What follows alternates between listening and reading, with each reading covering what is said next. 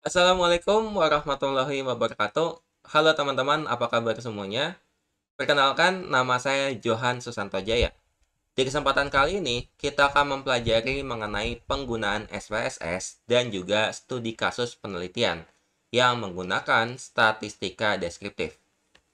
Sebelumnya, kita akan lihat dulu kerangka pembelajaran kita pada kesempatan kali ini. Yang pertama, kita akan melakukan review secara singkat mengenai statistika deskriptif. Kemudian kita akan mempelajari cara menggunakan SPSS secara umum. Kemudian kita akan mempelajari cara menggunakan SPSS untuk membuat tabel distribusi frekuensi, membuat diagram, dan juga melakukan statistika deskriptif numerik. Dan yang terakhir, kita akan melakukan studi kasus atau kita akan melihat studi kasus penelitian yang menggunakan statistika deskriptif. Kita mulai dari yang pertama, yaitu review secara singkat mengenai statistika deskriptif. Dimulai dari definisinya dulu. Kita ingat, kalau statistika deskriptif itu adalah metode yang berkaitan dengan penyajian data. Data yang disajikan itu akan dimanfaatkan untuk mengumpulkan suatu data, kemudian juga mengorganisasi suatu data. Data yang sudah diorganisasi ini akan mudah untuk disajikan. Kemudian data yang disajikan akan dilakukan analisis dan terakhir akan digunakan untuk menginterpretasikan. Data-data yang dimaksud itu bisa dalam 3 bentuk. Yang pertama, itu dalam bentuk tabel, kemudian dalam bentuk grafik, misalnya histogram dan diagram batang, dan yang terakhir itu dalam bentuk numerik, atau rata-rata, median, dan modus. Selanjutnya, sebelum kita masuk ke cara perhitungan menggunakan SPSS, kita akan lakukan dulu perhitungan secara manual berdasarkan soal yang sudah diberikan sebelumnya. Di sini kita sudah punya data ya, data dari pretest dan juga posttest. Kemudian kita diminta untuk membuat tabel distribusi frekuensi, kemudian menghitung rata-rata, modus, dan median, kemudian menentukan standar deviasi, menentukan keruncingan, dan juga kemiringannya, dan terakhir kita diminta untuk menginterpretasikan data tersebut. Kita kembali lagi ke PPT. Untuk membuat tabel distribusi frekuensi, kita harus menentukan beberapa hal. Yang pertama, itu jumlah kelasnya dengan menggunakan rumus 1 ditambah 3,3 kali log n. Kemudian menentukan range dengan cara menghitung nilai maksimal dikurang nilai minimal. Kemudian menentukan intervalnya dengan cara membagi antara jumlah kelas dengan range. Maka kita akan memperoleh perhitungan sebagai berikut. Untuk nilai pretest, kita dapati 1 ditambah 3,3 log 36. Begitu juga posttest juga sama, karena jumlah datanya sama ya. Kita peroleh 6,185 di sini. Kita bulatkan menjadi 6. Kemudian untuk range-nya, di sini data maksimalnya 65 dikurang dengan 40, menghasilkan 25. Untuk posttestnya, ini 95 nilai tertinggi, dikurangi nilai terendahnya itu 75, maka diperoleh nilai 20.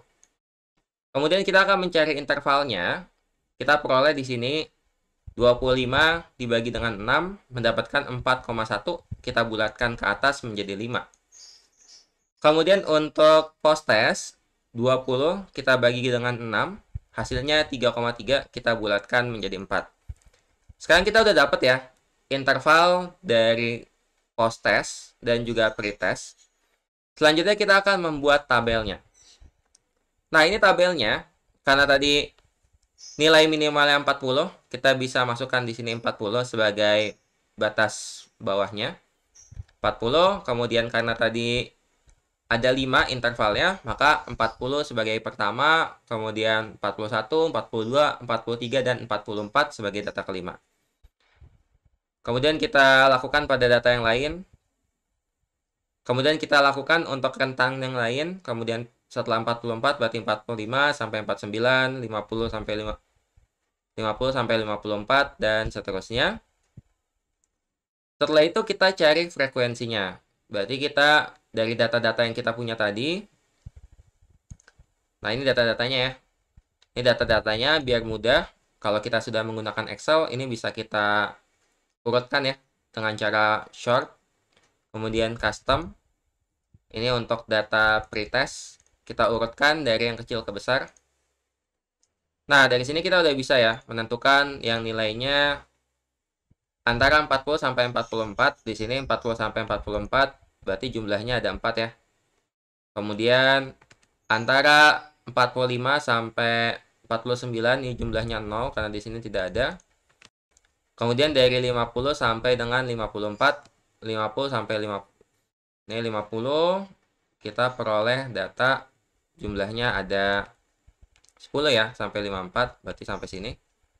Ada 10 data di sini count-nya tertulis. Dan seterusnya kita isi. Kita lakukan juga hal yang sama pada tabel distribusi frekuensi post-test. Tadi datanya bisa kita urutkan dulu sehingga lebih mudah. Kemudian kita cari nilai antara 75 sampai 78 ada berapa, dan seterusnya. Nah, dari tabel-tabel ini kita juga bisa menentukan nilai TBK-nya, kemudian nilai TAK-nya, dan frekuensi kumulatif kurang dari ataupun lebih dari. Ini bisa kita lakukan setelah kita memiliki intervalnya. Seperti itu. Kemudian sekarang kita akan menentukan rata-rata, median, dan modusnya. Untuk menentukan rata-rata, kita bisa menggunakan rumus jumlah datanya. Ini dibagikan dengan banyaknya data. Sedangkan untuk median, kita bisa mencari posisi mediannya dengan cara mengalihkan antara setengah dengan total data. Kemudian untuk modus, kita bisa melihat data yang terbanyak. Sehingga kita dapatkan untuk pretest, nilai rata-ratanya adalah 55,97. Sedangkan untuk post-test, itu didapati 83,33. Sedangkan untuk mediannya, untuk pretest itu nilainya 55. Sedangkan post-test ini 82,5. Kemudian modusnya di sini 65. Dan modus untuk post-test itu 75. Yang terakhir, kita juga diminta untuk menentukan standar deviasi tadi ya. Standar deviasi ini kita tentukan dengan formula yang sudah ada. Kemudian skewness dan juga kurtosis ini masing-masing memiliki formulanya. Kemudian kita dapatkan seperti ini. Nah, data-data yang sudah kita peroleh tadi, ada rata-rata, median, modus, standar deviasi, skewness, dan juga kurtosis, masing-masing bisa kita artikan atau kita interpretasikan. Kita lihat dari rata-rata dulu. Pada pretest, rata-ratanya itu 55,97. Sedangkan pada post-test, 83,3. Dari sini, bisa kita interpretasikan bahwa terjadi peningkatan hasil belajar. Ditandai dengan rata-ratanya yang meningkat. Kemudian, kita juga bisa lihat mediannya. Dari sini juga menggambarkan kalau ada peningkatan. Yang semulanya 55, ini menjadi 82,5. Artinya ada peningkatan nilai tengahnya. Kemudian pada modusnya atau nilai yang sering muncul, pada post-test ternyata nilai 75 itu didominasi. Sehingga nilai yang paling sering muncul atau nilai yang paling banyak didapatkan oleh anak-anak itu meningkat dari 65 menjadi 75. Seperti itu. Kemudian untuk skewness dan juga kurtosis, ini ada kriterianya ya. Kita punya ketentuan untuk menentukannya. Untuk skewness, kita lihat di sini. Di sini nilainya minus. Artinya apa? Artinya nilainya ini condong ke arah kiri. Dengan kata lain, nilai yang di bawah rata-rata itu lebih banyak. Sedangkan untuk post-test, ini nilainya positif. Sehingga ini condong ke kanan. Dengan kata lain, nilai yang di atas rata-rata itu lebih banyak. Dari sini juga bisa kita tarik kesimpulan bahwa terjadi perubahan hasil belajar. Yang tadinya anak-anak cenderung memiliki nilai yang rendah, sekarang cenderung memiliki nilai yang di atas rata-rata. Kemudian ada kurtosis. Kurtosis bisa kita lihat dengan ketentuan demikian. Kalau kurtosisnya ini kurang dari minus 1,96, artinya ini memiliki kepencingan leptokurtik. Sedangkan kalau dia lebih dari plus 1,96, ini berarti platykurtic. Sedangkan jika di antaranya berarti dia meso. Kita lihat yang pretest. Di sini minus 0,80. Artinya apa? Artinya nilainya itu ada di antara. Artinya di sini mesokortik. Sedangkan di sini minus 1,38. Minus 1,38 ini juga ada di antara ya. Artinya data post-test ini juga bersifat mesokortik. Artinya dia tidak terlalu runcing, dia juga tidak terlalu datar, dan distribusinya ini bisa dikatakan normal. Seperti itu ya. Itu adalah interpretasi dari data-data yang kita miliki. Selanjutnya, langsung aja kita mulai bagaimana cara menggunakan SPSS. Ini adalah tampilan SPSS ketika pertama kali kita buka. Hal pertama yang harus dilakukan yaitu mengisi variable view dengan cara klik di bagian bawah sini. Setelah kita klik, ada beberapa bagian di sini yang harus kita isi. Yang pertama-tama, dari nama terlebih dahulu. Nama ini bisa kita isi secara bebas. Tujuannya untuk memberikan header pada bagian data. Misalnya kita tulis dengan X, karena ini adalah variabel kita, variabel X. Setelah itu, yang perlu diisi kedua adalah label.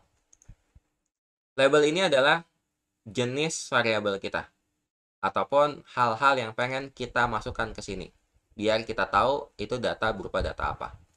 Kita ambil contoh, label di sini kita berikan hasil belajar. Hasil belajar kognitif. Kemudian di sini juga ada desimal. Desimal itu untuk menentukan banyaknya angka di belakang koma. Kalau misalnya 2, ketika kita mengisi data di data view, maka ketika kita mengisi 12, maka yang muncul adalah 12,0. Tapi ketika kita turunkan desimalnya, misalnya desimalnya ini kita ubah menjadi 1, maka jumlah angka di belakang komanya juga akan berkurang. Kalau 0, maka tidak ada angka di belakang koma.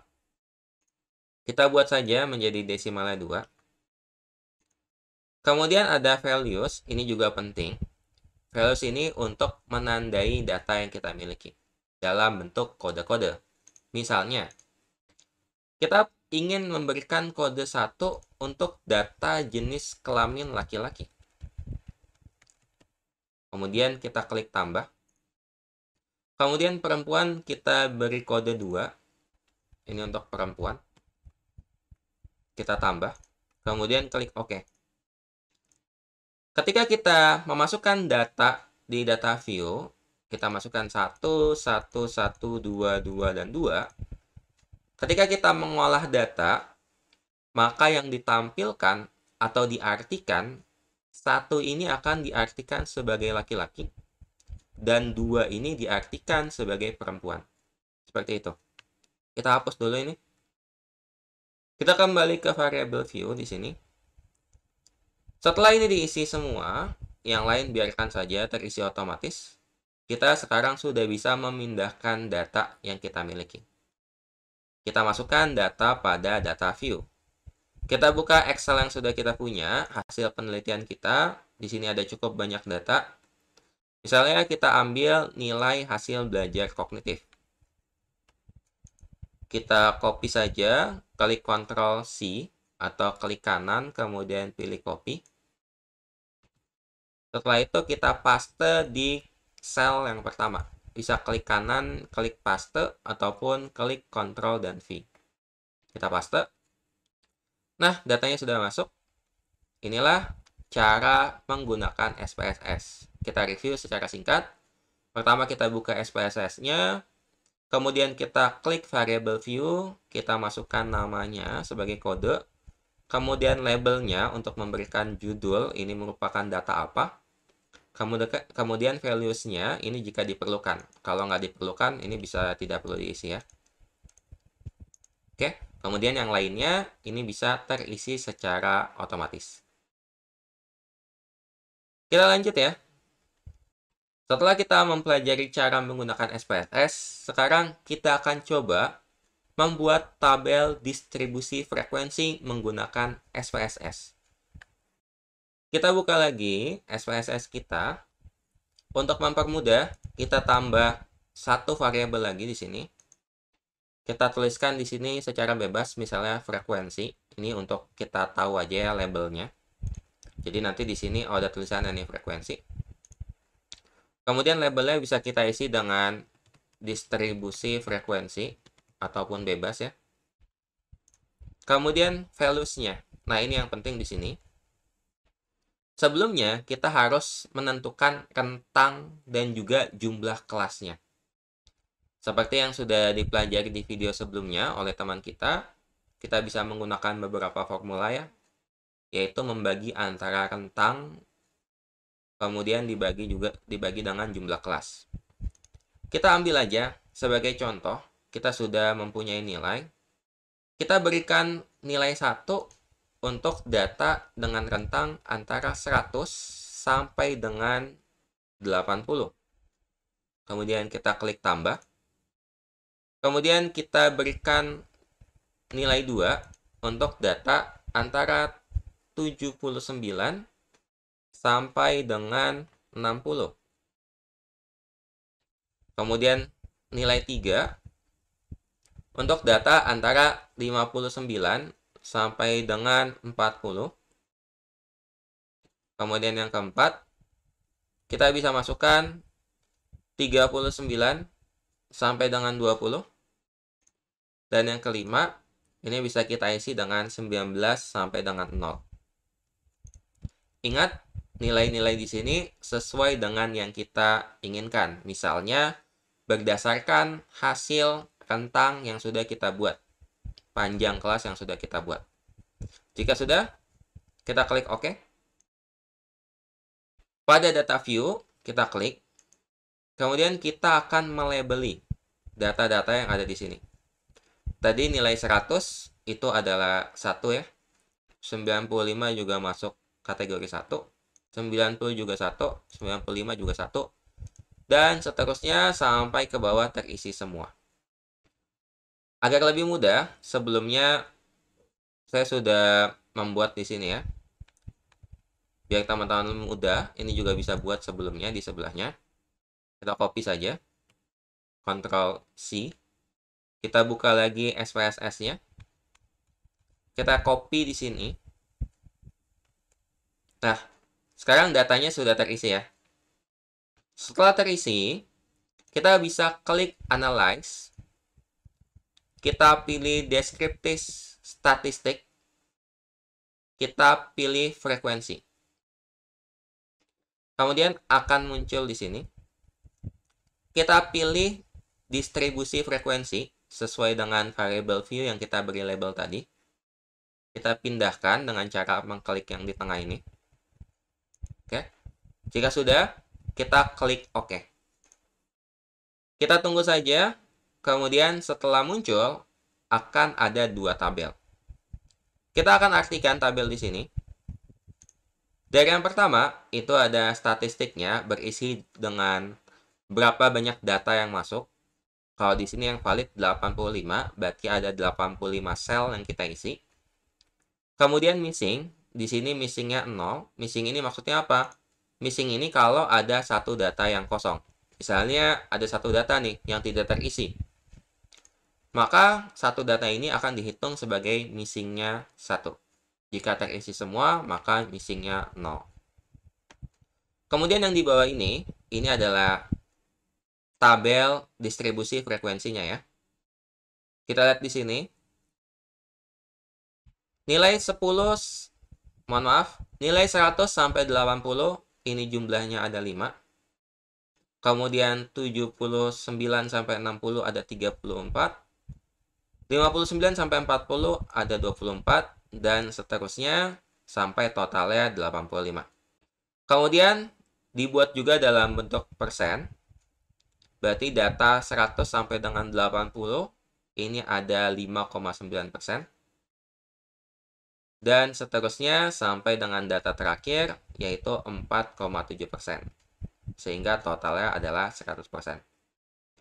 Kemudian di sini juga ada persentase kumulatif ya, atau yang sudah kita pelajari sebelumnya, yaitu dijumlahkan dengan data sebelumnya. Di sini ada 5,9, ini berdasarkan persentase validnya ya. Kemudian ada 45,9, ini berarti ditambahkan antara 40 dan 5,9, dan seterusnya sampai 100%. Seperti itu. Jadi itu adalah cara membuat distribusi frekuensi. Kita review lagi. Pertama, kita buat satu variabel baru, bisa kita beri nama frekuensi. Kemudian kita isi labelnya. Kemudian kita isi values-nya sesuai dengan yang kita inginkan. Bisa kita kasih kode 1, kemudian labelnya sesuai dengan panjang data yang sudah kita tentukan. Kemudian setelah diisi semua, kita klik OK. Kemudian kembali ke data view dan kita isi setiap nilai ini dengan kode-kode yang sudah kita tentukan sebelumnya. Klik Analyze, Descriptive Statistic, klik frekuensi, pindahkan datanya ke sebelah kanan, kemudian klik OK. Maka akan muncul data seperti ini. Nanti ini bisa kita langsung copy, klik kanan copy, dan kita paste pada dokumen yang sudah kita miliki. Seperti itu. Selanjutnya, kita akan mempelajari cara membuat diagram menggunakan SPSS. Kita buka lagi SPSS kita.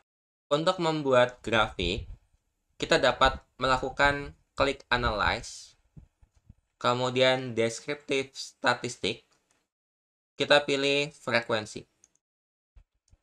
Kemudian kita masukkan data yang kita inginkan. Di sini kita pilih distribusi frekuensi yang tadi sudah kita buat.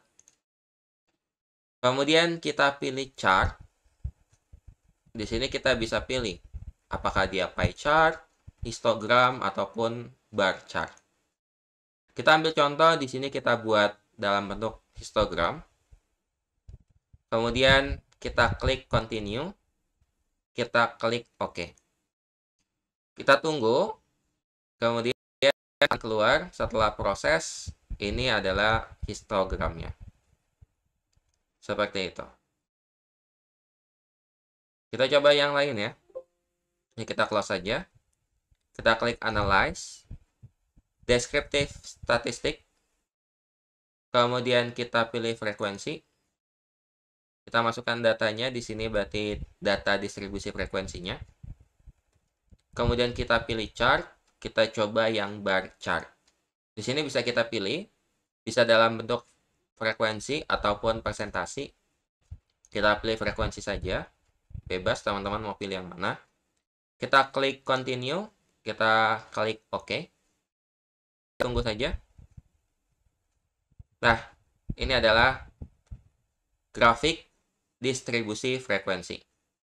Di sini nilai 100 sampai dengan 80 digambarkan sekian, sekian, dan juga sekian. Ini kurvanya bisa teman-teman edit ya. Bisa double klik di sini. Setelah double klik, ini bisa teman-teman atur apakah warnanya diubah ataupun garisnya dihilangkan dengan cara klik delete. Ini bisa dilakukan. Seperti itu. Sekarang kita akan melakukan statistik deskriptif numerik menggunakan SPSS. Sekarang kita kembali ke SPSS kita.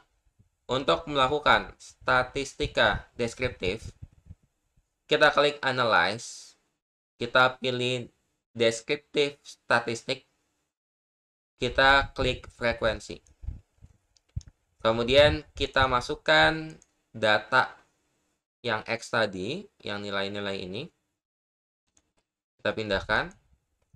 Kemudian kita pilih statistik. Kemudian kita bisa checklist apa yang mau kita buat. Misalnya rata-rata kita checklist. Median, modus, bisa juga standar deviasi, bisa variance, bisa range, nilai minimal, maksimal, kurtosis juga bisa, skewness juga bisa. Ataupun jika kita mau membuat kuartil, ini juga bisa kita checklist, persentil juga bisa. Jika sudah sesuai keinginan kita klik continue. Kemudian klik OK. Kita tunggu. Nah, setelah keluar, hasilnya adalah seperti ini. Dari N-nya, di sini yang valid ada 85, artinya ada 85 data yang masuk. Kemudian missing ini adalah data yang hilang. Jika 0 berarti semua data terisi. Kemudian di sini rata-ratanya ada 57,7. Kemudian ada mediannya. Ada modusnya juga di sini. Kemudian ada standar deviasi, ada variance, ada skewness-nya, ada kurtosis, ada range, kemudian ada data minimal dan maksimalnya. Kemudian di sini juga ada persentil. Tapi ini bukan persentil ya. Ini adalah nilai kuartilnya. Seperti itu. Kita review lagi. Ini kita close saja. Klik Analyze. Pilih Descriptive Statistic. Kita pilih frekuensi. Kita masukkan data hasil belajar kognitif.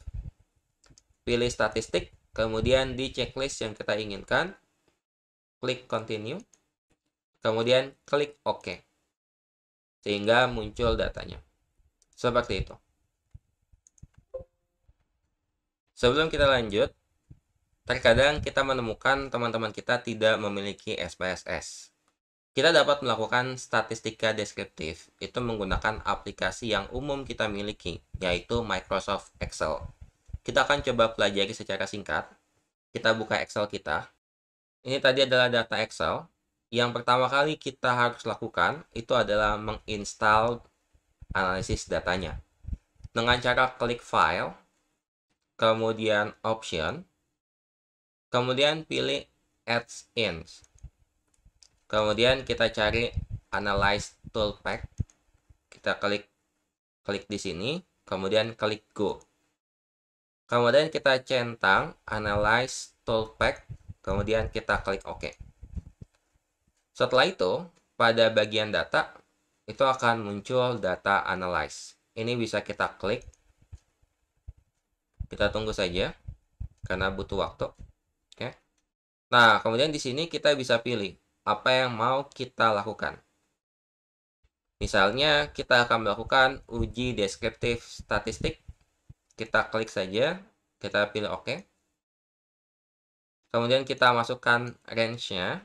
Ini bisa kita langsung blok saja. Kita blok, maka dia otomatis terisi. Kemudian kita centang summary statistik. Kemudian kita klik OK.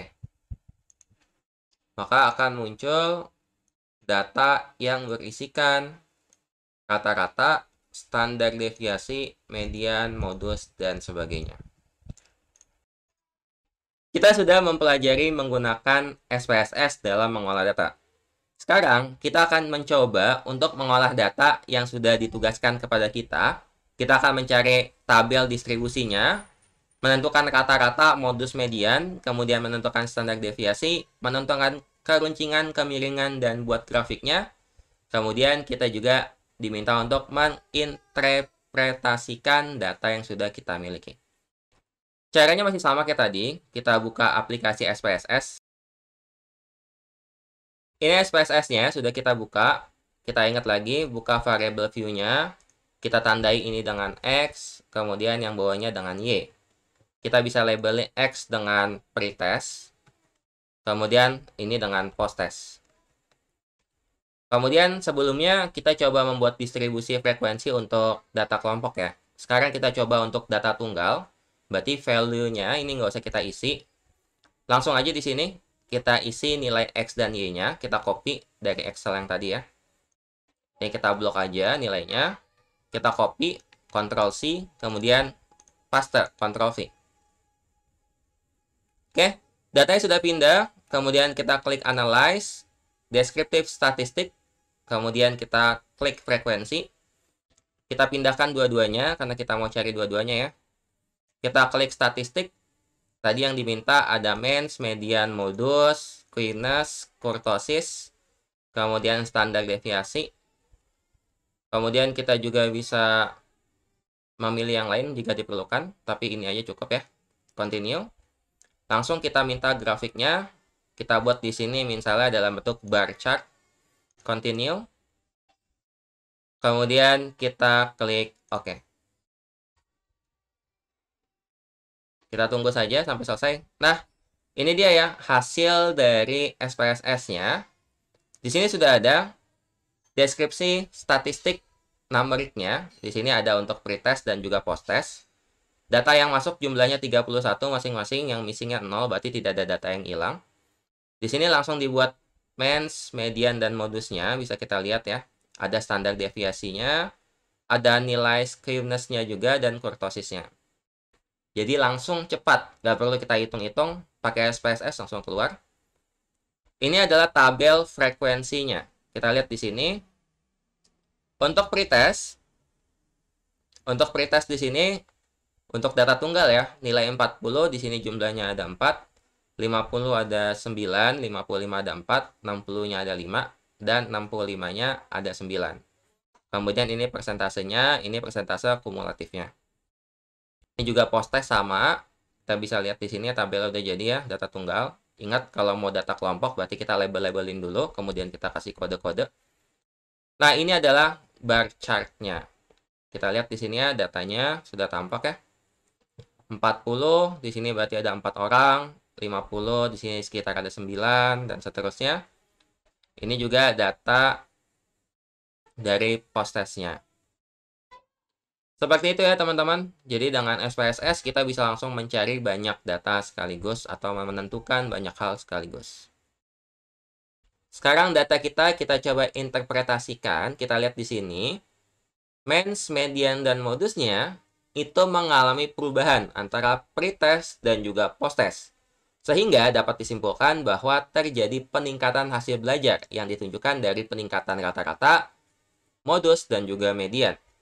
Kemudian kita juga bisa lihat di sini skewness-nya. Di sini nilainya negatif untuk pretest, artinya datanya condong ke arah negatif. Sedangkan untuk posttest-nya ini nilainya positif, sehingga datanya ini condong ke arah positif atau lebih besar. Selanjutnya, kita akan melakukan studi kasus statistik deskriptif. Di sini saya sudah memilihkan satu judul penelitian, yaitu studi deskriptif tentang persepsi siswa SMA terhadap kinerja polisi lalu lintas dan kaitannya dengan motivasi siswa SMA untuk menjadi anggota kepolisian. Metode pengumpulan data yang digunakan pada penelitian ini yaitu menggunakan kuesioner yang menggunakan skala Likert. Kemudian metodenya itu menggunakan metode statistik deskriptif dengan menggunakan persentase dan juga tabel. Kita perhatikan di sini, dia menggunakan kuesioner dengan skala Likert. Kemudian di sini ada jumlah siswanya.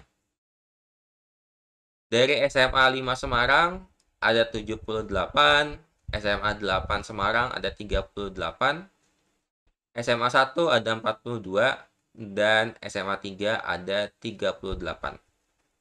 Kita tahu bahwa kuesioner menggunakan skala Likert pasti pertanyaannya cukup banyak. Kemudian jumlah siswa yang digunakan ini juga ratusan. Maka data yang dimiliki itu pasti sangat banyak. Sehingga kita harus menggunakan statistika deskriptif agar mudah untuk menganalisis data yang dimiliki, sebagaimana fungsi dari statistika deskriptif yang kita review di awal tadi. Kemudian kita lihat lagi. Ini ada, kita jelaskan dulu di sini data persepsi siswa itu seperti apa. Data persepsi siswa itu berupa angket kinerja polisi lalu lintas. Ada 3 kategori yang diambil datanya. Yang pertama yaitu gambaran atau pengetahuan terhadap kinerja Polantas. Kemudian makna terhadap kinerja Polantas, kemudian evaluasi terhadap kinerja Polantas. Ada 3 aspek yang dinilai pada angket. Kemudian, terdapat 27 item pada angket, sehingga memiliki rentang antara 27 sampai dengan 135. 27 ini adalah jika seorang siswa itu mengisi nilai 1 pada setiap item. Kemudian 135 ini jika ada seorang siswa yang mengisi nilai 5 pada setiap butir item. Sehingga 5 dikalikan dengan 27 menghasilkan 135. Kemudian di sini peneliti menggunakan rata-rata hipotetik. Rata-rata hipotetik itu didapatkan dengan menjumlahkan antara nilai terendah dengan nilai tertinggi, kemudian dibagikan dengan 2, menghasilkan nilai 81. Kemudian data yang tadi, 81 tadi, itu dikelompokkan atau menjadi patokan untuk menentukan mana respon positif, mana respon negatif. Respon positif itu ketika skor totalnya lebih besar atau sama dengan 23% dari nilai rata-rata hipotetiknya. Tadi nilai rata-rata hipotetiknya 81, sehingga lebih dari sama dengan 23%. Maka diperoleh nilai 92. Ketika nilainya lebih besar dari 92, maka dikategorikan sebagai nilai positif. Kemudian negatifnya itu ketika kurang dari 23% nilai rata-rata. Ini typo ya, maksudnya dari nilai. Kemudian ini adalah tabel distribusi frekuensi untuk gambaran terhadap kinerja polisi lalu lintas.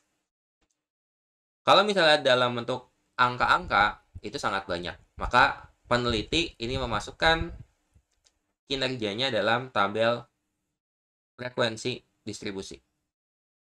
Untuk kategori negatif, ini ada 104 orang. Ini presentasinya ada 52%. Kemudian yang positif ada 4 orang. Persentasenya berarti ada 2%. Kemudian yang tidak terdefinisikan itu ada 90 data. Sehingga persentasenya yaitu 46%. Nah, dari data di sini itu bisa dituliskan dalam bentuk seperti ini. Dikatakan oleh peneliti, berdasarkan hasil yang diperoleh, itu menunjukkan kategori positifnya itu sebanyak 2%. Kemudian kategori negatifnya ini sebanyak 52%. Kemudian dari gambaran tabel frekuensi tadi, peneliti menyatakan kalau gambaran siswa SMA terhadap kinerja polisi lalu lintas itu cenderung berada pada kategori negatif. Itu karena nilainya jauh lebih besar, 52%. Kemudian data berikutnya yaitu distribusi pengharapan kinerja Polantas. Ini sama seperti yang tadi. Data dikelompokkan, kemudian dibuat persentasenya. Kemudian dari tabel ini menghasilkan yang negatif 29 orang, positifnya 77. Kemudian ada persentasenya. Peneliti kemudian menggambarkan. Di sini dikatakan kategori negatif ini sebesar 14,73%. Kemudian kategori positifnya ini sebanyak 39,27%. Kemudian peneliti menyatakan kalau kinerja polisi lalu lintas itu cenderung pada kategori positif. Ini karena pada tabel distribusi frekuensi nilai positifnya terlihat lebih besar, 39,27%. Kemudian, data selanjutnya, data ketiga, Masih sama seperti tadi, dikategorikan negatif dan positif. Negatifnya ada 50 orang, berarti 25,5%. Positifnya ada 56, berarti 28,5%. Kemudian peneliti menyatakan yang negatifnya dalam bentuk kalimat, berarti di sini negatifnya sebesar 25,5. Kemudian kategori positifnya sebesar 28,5%. Sehingga peneliti tersebut dapat mengatakan cenderung pada kategori positif. Biasanya, tabel-tabel yang sudah disajikan oleh peneliti ini itu agar lebih mudah diperhatikan. Sehingga beberapa orang yang tidak bisa membaca kalimat seperti ini dapat langsung melihat tabel. Ataupun sebaliknya, tabel ini dibuat agar peneliti bisa mendeskripsikannya dalam bentuk kalimat. Seperti itu. Kemudian, tabel-tabel yang tadi itu dibuat ringkasannya dalam bentuk tabel distribusi frekuensi. Di sini masing-masing kategori dimasukkan, bagaimana negatifnya, positifnya, kemudian tak terdefinisinya seberapa besar. Kemudian, ini masih sedikit sulit untuk diperhatikan. Untuk lebih mudah, peneliti membuat dalam bentuk grafik. Seperti ini. Ini adalah grafik ringkasan distribusi frekuensi. Di sini ada kategori gambaran, kemudian makna, kemudian evaluasinya. Jadi, tabel distribusi frekuensi ini dapat dibuat dalam bentuk grafik agar bisa semakin terlihat. Kita lihat di sini yang positif, di sini ternyata sangat rendah sekali perbedaannya, yang negatif sangat besar.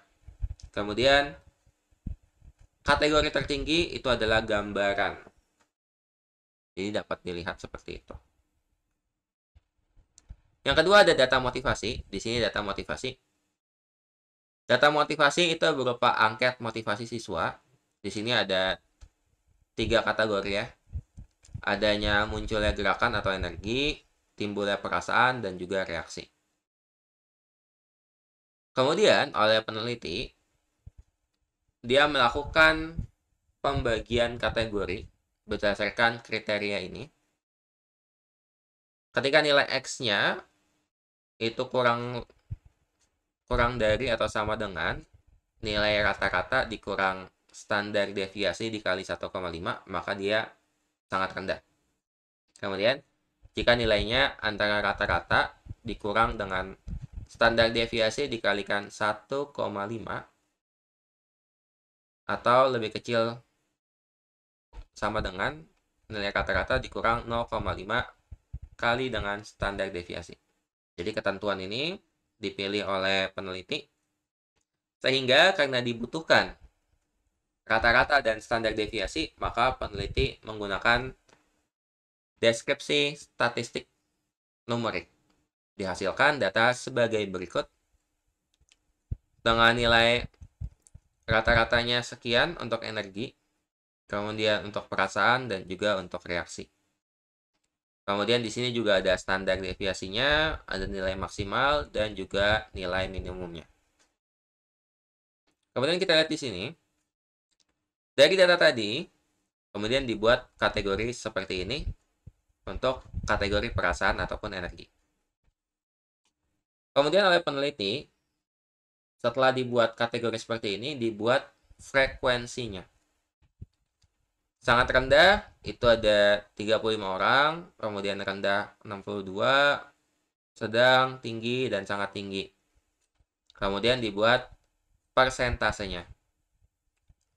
Dari tabel ini, penelitinya mengatakan kalau kategori sangat rendah itu ada sekian. Kemudian rendahnya sekian, sedangnya ada sekian, yang tinggi ada sekian. Kemudian dari data-data di sini dikatakan kalau uraian tersebut menunjukkan timbulnya perasaan siswa itu dalam kategori sedang. Itu karena yang sedang itu paling banyak di sini ya. Ini mudah kita lihat sedang. Tapi kalau di sini harus kita baca satu-satu, itu agak sulit. Bisa jadi terlewat. Data berikutnya, ini kategori gerakan, dilakukan hal yang sama seperti tadi. Kemudian dibuat frekuensinya, dibuat persentasenya. Kemudian dihasilkan gambaran seperti tadi. Sehingga peneliti itu bisa menyatakan kalau kategorinya juga sedang. Kemudian satu data lagi, masih dilakukan hal yang sama. Didapatkan data sebagai berikut, dikelompokkan persentasenya, dan dibuat dalam bentuk kalimat. Nah, dari kalimat-kalimat ini, dari data-data ini, dapat juga dimasukkan kalau kategorinya ini masuk ke dalam sedang, karena sedangnya masih mendominasi. Nah, kemudian dibuat rangkuman motivasinya, biar lebih mudah untuk diamati. Sama seperti tadi ya, bagaimana kategori motivasi untuk muncul gerakan, muncul perasaan, dan juga reaksi. Kita lihat di sini ternyata paling banyak ketiga-tiganya itu ada di sedang. Oke. Kemudian dapat juga dikatakan muncul reaksi yang tertinggi. Siswa menjawab demikian. Nah, data-data tadi kemudian dilakukan pembahasan oleh peneliti. Dikatakan di sini, berdasarkan deskripsi persentase hasil penelitian persepsi siswa terhadap kinerja polisi lalu lintas di Kota Semarang termasuk dalam kategori negatif. Dikatakan demikian. Mengapa dikatakan demikian? Itu karena hal ini dapat dilihat dari banyaknya siswa SMA yang termasuk dalam kategori tersebut, yaitu 34,7% atau sebanyak 68 siswa. Kemudian dikatakan dilihat dari aspek-aspeknya, yaitu mayoritas 52% gambaran atau pengetahuan kinerja polisi lalu lintas berada pada kategori negatif. Kemudian banyak data-data lain yang dimasukkan ke sini, sehingga dari data-data yang sudah dikelompokkan sebelumnya, peneliti dapat menuliskan suatu pembahasan di sini.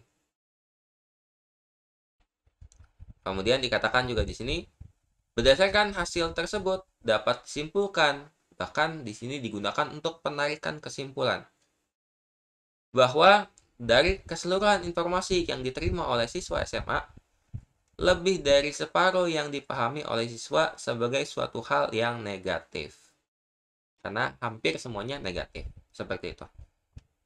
Kemudian, dikatakan di sini berdasarkan deskripsi hasil penelitian didapatkan bahwa makna atau harapan siswa SMA terhadap kinerja polisi lalu lintas berada pada kategori positif, yaitu 39,27% atau sebanyak 77 siswa.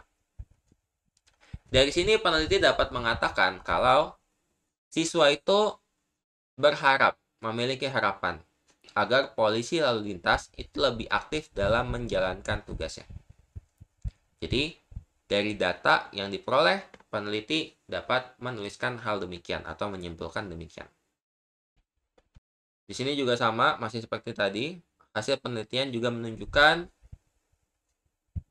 terdapat siswa SMA yang berada pada kategori sangat rendah, yaitu 15,3%. Jadi memang banyak data-data yang digunakan dari tabel-tabel sebelumnya itu untuk mendeskripsikan penelitiannya. Ini juga sama. Kemudian, dilakukan penarikan kesimpulan berdasarkan hasil deskripsi statistik yang sudah dilakukan. Diperoleh gambaran secara deskriptif bahwa rata-rata siswa SMA mempunyai persepsi yang negatif terhadap kinerja polisi lalu lintas. Dilihat dari data yang dimiliki.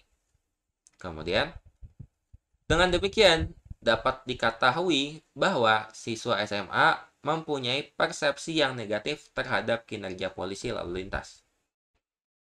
Ini juga disimpulkan dari data-data yang sudah diperoleh. Yang terakhir, motivasi siswa SMA menjadi anggota polisi dalam penelitian ini cenderung berada pada kategori sedang. Ini sesuai dengan angket motivasi ya.